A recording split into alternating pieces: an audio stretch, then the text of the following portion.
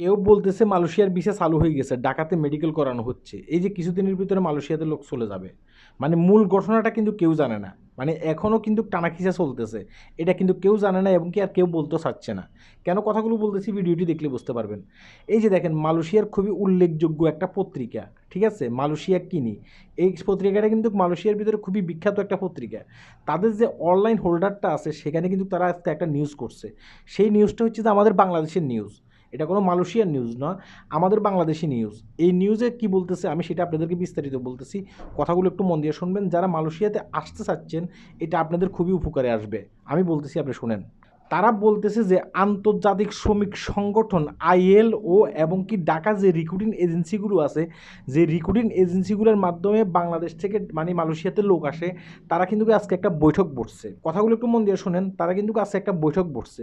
সেই বৈঠকে তারা কিছু প্রস্তাব রাখছে, মানে কারা প্রস্তাব রাখছে, আন্তর্জাতিক যে শ্রমিক সংগঠন আছে আইএলও, তারা কিছু প্রস্তাব রাখছে আমাদের বাংলাদেশ সরকারের কাছে।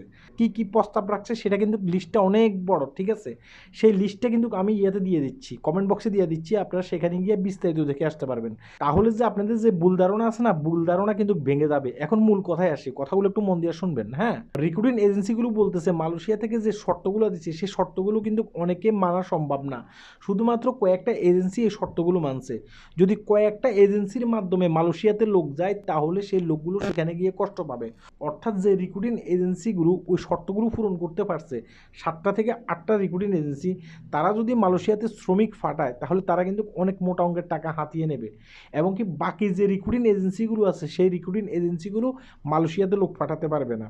এই কারণে আন্তর্জাতিক যে শ্রমিক সংগঠন আছে আইএলও এবং কি যেই রিক্রুটিং এজেন্সিগুলো আছে, যে রিক্রুটিং এজেন্সিগুলোর দাবি তারাও মালয়েশিয়াতে লোক পাঠাবে যেন কম টাকার ভিতরে মালয়েশিয়াতে শ্রমিক যেতে পারে, ঠিক আছে। এই ধরনের কিন্তু একটা গুন্ডির মাধ্যমে আসতে হবে। তাই তারা বাংলাদেশ সরকারের কাছে বলতেছে যে এই 8টা প্রস্তাব যেন মালয়েশিয়ান গভর্নমেন্টকে দেওয়া হয়। মালয়েশিয়ান গভর্নমেন্টকে যদি এই 8টা প্রস্তাব দেয়, আশা করি মালয়েশিয়ান গভর্নমেন্ট এই 8টা প্রস্তাবে রাজি হবে, যেন এই 8টা প্রস্তাব মালয়েশিয়ান গভর্নমেন্টকে দেওয়া হয়। আমি কিন্তু এই 8টা প্রস্তাব কমেন্ট বক্সে দিয়ে দিছি, আপনি সেখানে গিয়ে দেখে আসতে পারবেন। এটা আপনার জন্য খুবই লাভ হবে। এই 8টা প্রস্তাব কি কি সেখানে গিয়ে পড়ে আসবেন, কারণ যেহেতু আপনি মালয়েশিয়াতে আসতে চাচ্ছেন, এই 8টা প্রস্তাব আপনার কিন্তু পড়ে রাখার দরকার। যারা বলতেছেন যে মালয়েশিয়ার ভিসা চালু হয়ে গেছে, মেডিকেল এটা সেটা, এগুলো সম্পূর্ণ ভুল ধারণা।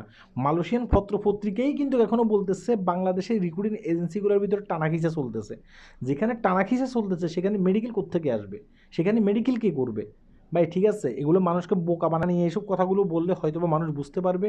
যারা একটু সত্য নিউজ জানার চেষ্টা করে তারা কিন্তু এগুলো কখনো খাবে না, এসব ফালতু কথাগুলো তারা মানবে না, ঠিক আছে। এটা হচ্ছে মালয়েশিয়ান পত্রিকা, আমি মালয়েশিয়ান পত্রিকা থেকে কিন্তু আপনাকে বোঝার জন্য আর একটু সহজ ভাষায় বলে দিছি। আল্লাহ হাফেজ।